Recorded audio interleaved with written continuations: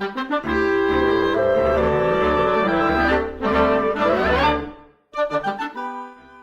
what's up guys? Hylian Hero here, and I just got finished playing The Legend of Zelda Echoes of Wisdom a couple days ago, so I thought I'd hop on and just kind of discuss my pros, cons, kind of a review, kind of just like a generic impressions, although I finished the game so it's not really impressions. But anyway, this game, I really had high expectations going into it. I mean, there really wasn't much time between reveal and release, which is one of the main reasons why I really love Nintendo as of late, compared to something like Metroid Prime 4 or Tears of the Kingdom, where you're waiting upwards of half a decade, closer to a full decade in terms of Metroid Prime. But let's not talk about that. Different video. But they gave us all of like 3 months to get excited for this game, and the rollout cycle was fantastic. That's not what we're talking about, though. So I'm just going to roll out what like my main pros of the game, then talk about some of the things I thought could have been done a little bit better. There's not really many of those, so this is probably going to be a pretty positive review. That should shock you coming from the Zelda guy, but anyways, let's go. So 2D Zelda is always something that's very close to my heart. I don't love it as much as 3D Zelda, and I feel like most Zelda fans would say the same. But given the lack of original traditional 2D Zelda, especially in the wake of seeing stuff like Breath of the Wild, Tears of the Kingdom, it's nice to have this back finally. We haven't had a traditional 3D Zelda game, a traditional 2D Zelda, since 2013 with A Link Between Worlds. 2015 if you count Triforce Heroes, but that's more of like a Four Swords kind of thing. I don't personally see it that way, but I would understand if someone did. But yeah, this is the first time. This is also the first 2D Zelda handled by Rezo. They previously did the remake of not A Link to the Past, Link's Awakening, and they did the remakes of Ocarina 3D, Majora 3D. So they've had their hand with Zelda for a while. I believe they also did Triforce Heroes, but don't quote me on that. But no, this was their first time getting not a unique world, because it is based on A Link to the Past, but this is their first opportunity to really let themselves run wild.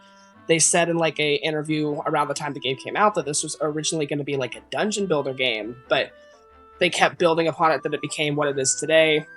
And I mean, it's so nice that we finally have another one of these.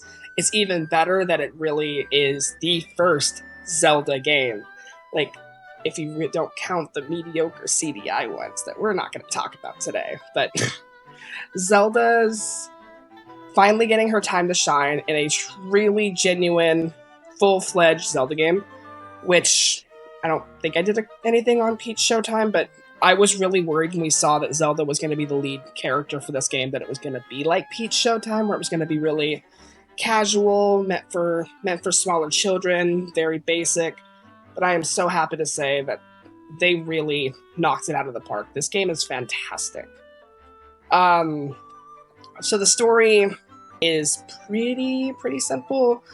It basically is, there's rifts being caused by a certain villain, maybe Ganon, may not be Ganon, I'm not going to say.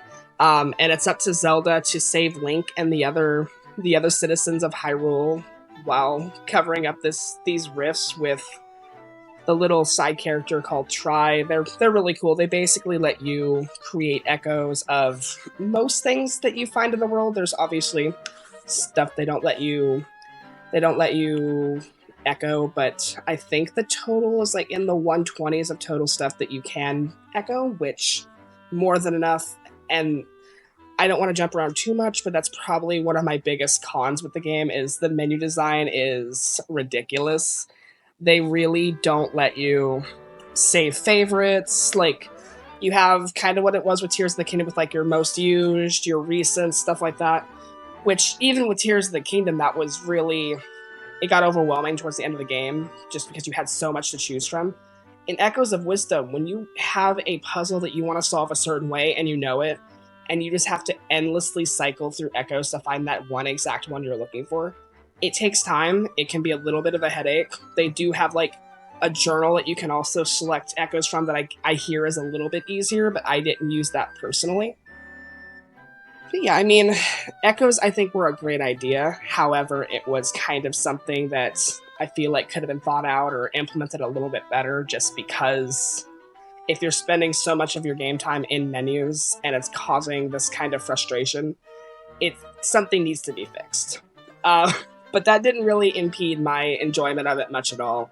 It definitely was something where I would either go with a different solution, the bed method, trampolines, water, something like that, instead of probably thinking more and using something more unique or something more exciting that actually fit. But that's the thing, is you're going to get the enjoyment that you want to get out of it. If you're not the type that wants to scroll through menus, they definitely give you few certain items that can be used for most puzzles, which is a bummer because it's kind of takes away the enjoyment of puzzles.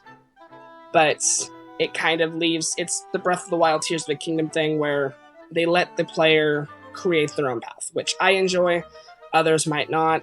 But I do think this game is a fantastic blend from the 2D Zeldas that we've had before, like pre-Link Between Worlds, and then also implementing this not open air, but like this more open kind of format that the last 2 3D Zelda games have given us.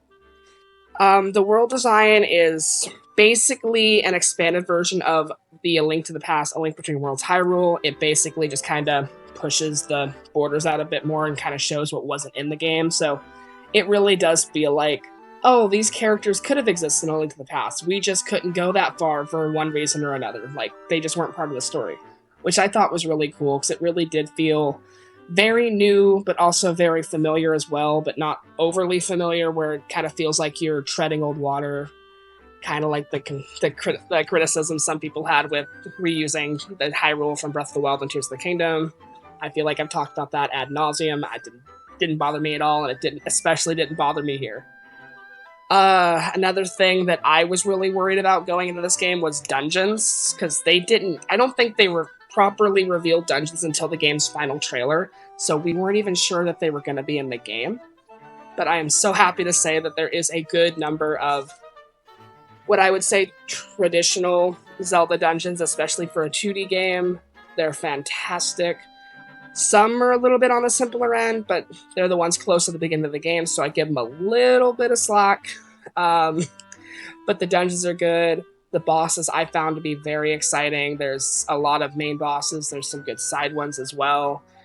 The world leaves a lot to explore. There's a lot of heart pieces. There's stamps. There's these special crystals that give you the ability to upgrade your bow and stuff like that. So that's really nice as well. It's something that I feel really expands the game, but I won't lie, I do still miss the more traditional Zelda items, and especially comparing it to like A Link Between Worlds where you could rent and buy certain stuff, I kind of preferred that method. But obviously if you had a lot more items like that, it would kind of negate the value of echoes, so I get why they're gone. What else? Content that really gets properly implemented. Sorry for the cut there, don't worry about it. It's part of the process. A lot of side quests. I mean, they're very simple. They're definitely kind of more, fetch this, show me this echo, can you take me here, or do something at a certain location. But honestly, side quests in 2D Zelda, I kind of always expect to be kind of simple, so that was fine. Mini games are really fun. There's a few certain ones that give you special upgrades. The one thing I really didn't like was the automatons. They give you the ability to start getting them towards the second act of the game, and I personally don't feel like they provide the right amount of use, because I mean, you can kind of ignore it as long as you can. I don't think I got them until like my second to last dungeon.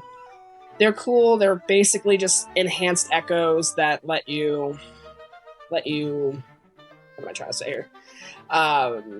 Not let them break as easily, but they do still break, and you have to bring them back to the character that builds them every single time. So I kind of felt like, okay, there's only like 5 or 6 options here.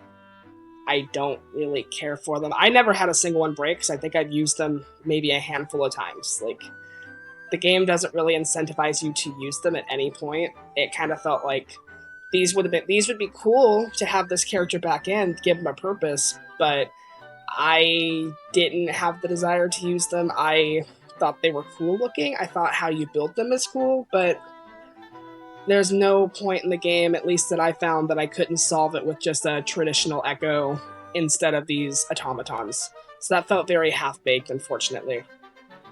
The last thing I think I want to tackle is just the quote-unquote performance. As I heard, it really bounces back between 60 frames to 30 frames, and it doesn't really stick at either one very well. I guess it's consistently moving. I'm not a frame rate guy, so I can't say that I really noticed it. There was a couple times where, like, there was a few big hiccups, but I feel like it was more jarring in the Link's Awakening remake. I don't know if that's just me. I don't know if I was just turning a blind eye, but most of the time I didn't see anything wrong with it. So, I mean, if I don't want to say if you're a frame rate guy, if it like really does impact you when it like constantly fluctuates, it's gonna probably give you a little bit of frustration. And here's hoping that the Switch 2 update, if one comes with the new system, will patch that out. I didn't have an issue with it, but I'm not the target audience for frame rate. I mean, come on, my main system's a Switch. But yeah, I mean, Echoes of Wisdom was exactly what I wanted from a 2D Zelda. I'm so happy to see that Grezzo was able to stand on their own. I really hope that Grezzo is tasked with continuing to make 2D Zelda games so we don't have to wait a decade to get a new one, kind of like how it was between New Super Mario Bros. U and Mario Wonder.